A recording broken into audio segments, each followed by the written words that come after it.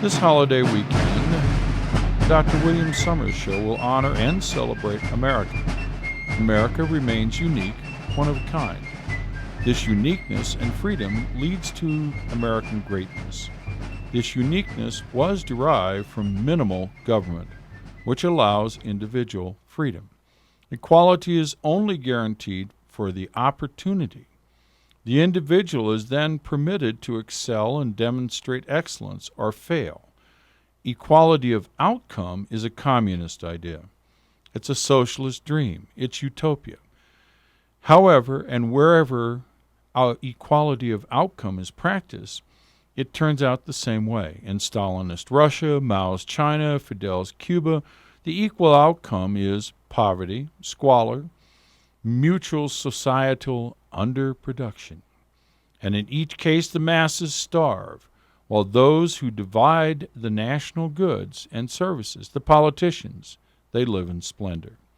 So today we honor the origin, the beginning of the recounting of 1776, the year the Declaration of Independence began, this grand experiment, a free, democratic society.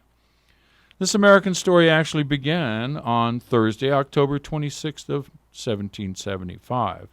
His Majesty George II, King of England, rode in royal splendor from St. James's Palace to Parliament. 60,000 subjects turned out and lined the route to Westminster, where he would address the American problem. Now, Bunker Hill had become known in the last week of July, 1775.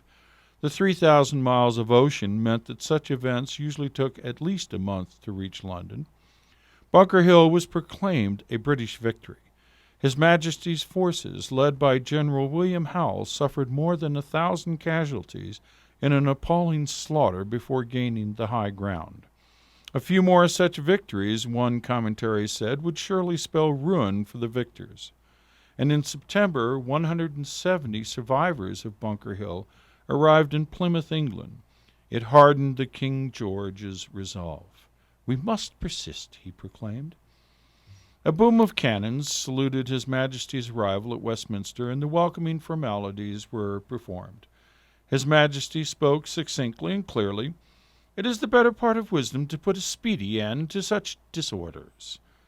He was increasing both his naval and land forces. He pledged to Parliament, "when an unhappy and deluded multitude, against whom this force will be directed, shall come into contact with it, they will become sensible of their errors, and I, of course, shall be ready to receive their misled thoughts with tenderness and mercy." Now, Parliament debated for many hours. Members and friends and relatives of the colonies were present. In the House of Lords, the debate would end up at midnight with a vote of 69 to 29 to pursue all-out war with America. In the House of Commons, impassioned speeches of opposition were given, but the war ended up being favored by 278 to 108.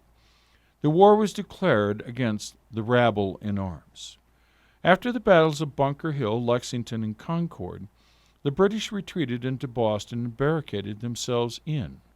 A seagull's eye view revealed that the Americans controlled the land side of the peninsula called Boston. The British controlled the water side of the peninsula with 3 ships of the line, each with 50 or more cannon. In Boston and the adjacent Castle Island, there were 7,000 of the King's men and an equal number of Loyalists. The American army at the start of the siege simply didn't exist. Just angry farmers and tradesmen. Initially, militia and volunteers showed up. By late June 1775, a sprawling, spontaneous, high-spirited New England army had gathered, about 14,000, in makeshift camps. Let us profile a couple of the patriots who were there. There was Nathaniel Greene at age 33. He was the youngest general in the American army. He was a self-educated Quaker from Rhode Island who ran a family business of a forge, that is to say, a blacksmith. He read incessantly books that he bought at Henry Knox's store up in Boston. General Greene had read Julius Caesar's Conquest of Gaul, Horace, a philosopher of Roman times, Jonathan Swift, Pope, Locke's essay concerning human understanding, Euclid, a Greek mathematician, and many of the classics. He was a natural-born leader, standing 5 feet 10 inches tall, with arms and shoulders of a foundryman. Smallpox had left a cloudy spot in his right eye, but he arrived in Boston with his regiment from Rhode Island in May of 1775. And then there was Colonel Henry Knox, a bulky 6-foot giant of the times, weighing perhaps 250 pounds. Oh, he was gregarious, jovial, quick of mind, and highly energetic. He also was self-educated, loved books to the degree that he actually became a bookseller on Cornhill Street in Boston. And of course, George Washington, a Virginia planter, age 43 when he took the command of the American Army in Boston. He was a strapping man of commanding presence at 6 foot 2 inches tall. He weighed perhaps 190 pounds. His hair was reddish-brown, and his eyes gray-blue. The bridge of his prominent nose was unusually wide. His face was unlined, but sun-beaten and freckled. A few defective teeth were apparent when he smiled. He carried himself like a soldier, and he sat a horse like a perfect Virginia gentleman. He had the bearing of a man accustomed to respect and to being obeyed.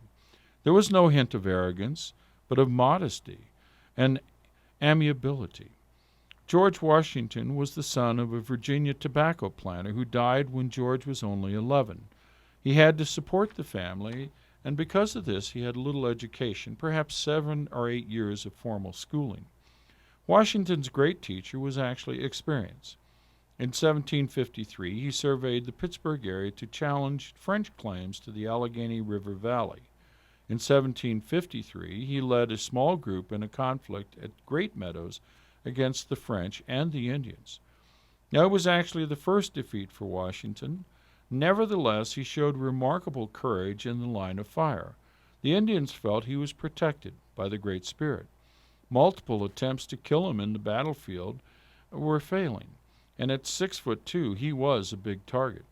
Later, George Washington wrote, "I heard the bullets whistle, and believe me, there's something charming in that sound as it would go by my head."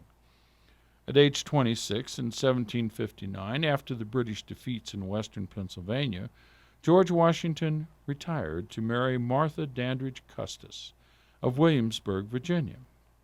She was an attractive, extremely wealthy widow with 2 children, to whom Washington gave his full devotion. By 1775, he was engrossed with an ambitious expansion of his Virginia home, Mount Vernon. He had an abiding dislike for disorder and cared intensely about every detail. Now, Mount Vernon today is restored and every bit as splendid as it was in 1776.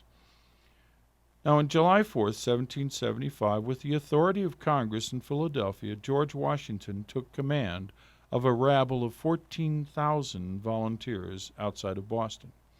1,500 were sick with camp fever. 1,500 were simply absent. They went back to take care of their farms.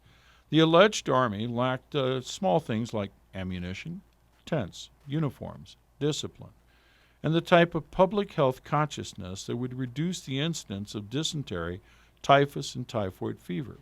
There was sickness aplenty. Now, another person in this rabble was Lieutenant Hodgkins, an Ipswich, Massachusetts cobbler.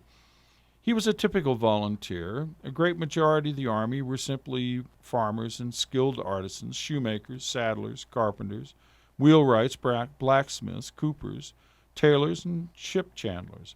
He was one of these. John Greenwood was a fifer. He was only 15 years old when he joined the army.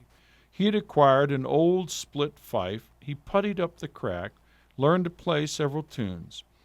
And John Greenwood was an orphan living with his uncle in Falmouth, Maine. In May of 1775, he'd heard of Lexington and Concord, and so he set off on foot and walked 150 miles to Boston over a route that was almost entirely uninhabited wilderness. He enlisted into the Continental Army for the promise of $8 a month.